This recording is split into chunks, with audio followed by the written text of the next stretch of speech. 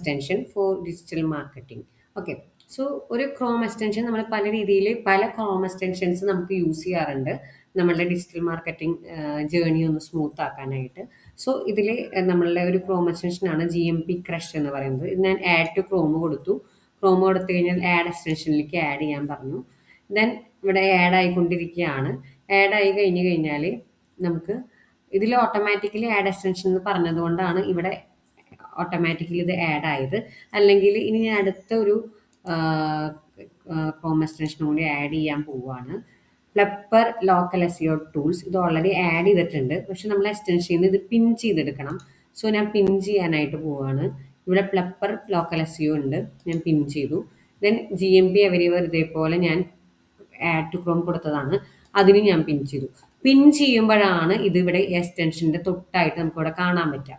Okay, ഇതിൻ്റെ ഒരു purpose എന്ന് പറയുന്നത് ഞാനിപ്പോൾ എനിക്കൊരു ഗ്രിഡ് ക്രിയേഷൻസ് എന്ന് പറയുന്ന ഒരു ഗൂഗിൾ ബിസിനസ് പ്രൊഫൈൽ എൻ്റെ കയ്യിൽ അവൈലബിൾ ആണ്. ഓക്കെ, അപ്പോൾ ഈ എക്സ്റ്റൻഷൻ വെച്ച് ഞാൻ ഇവരെ ഒന്ന് അനലൈസ് ചെയ്യാൻ പോവാണ്. GMP എവരിവെയറിൽ ഞാൻ ക്ലിക്ക് ചെയ്തു.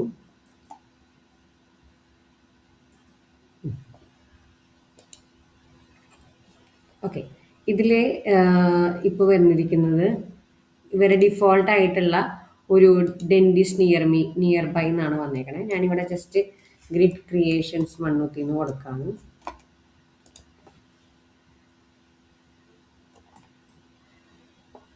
ഗ്രിഡ് ക്രിയേഷൻസ് മണ്ണുത്തിന്ന് കൊടുക്കട്ടെ.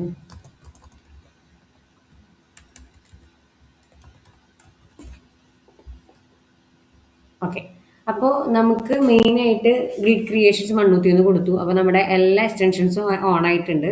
ഇതിപ്പോൾ GMP എവരിവെയറിലാണ് നമുക്ക് ഇതിൽ കാണാൻ പറ്റുന്നത് ഇവരെ കാറ്റഗറി. അപ്പോൾ ഇതിൽ നിന്ന് മനസ്സിലാക്കാം നമുക്ക് ഇതിൻ്റെ കാറ്റഗറി ഇവർ കറക്റ്റായിട്ട് ഇട്ടിട്ടില്ല എന്നുള്ളത്.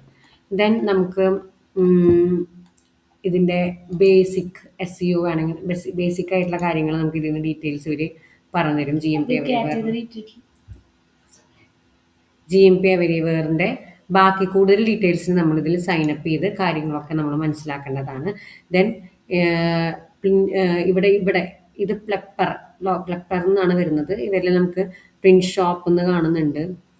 പിന്നെ ബാക്കി വെബ്സൈറ്റും കാര്യങ്ങളൊന്നുമില്ല. അപ്പോൾ ഒറ്റ ഒരു ലുക്കിൽ തന്നെ എല്ലാ ഡീറ്റെയിൽസും നമുക്ക് ഇതിൽ കാണാൻ പറ്റും.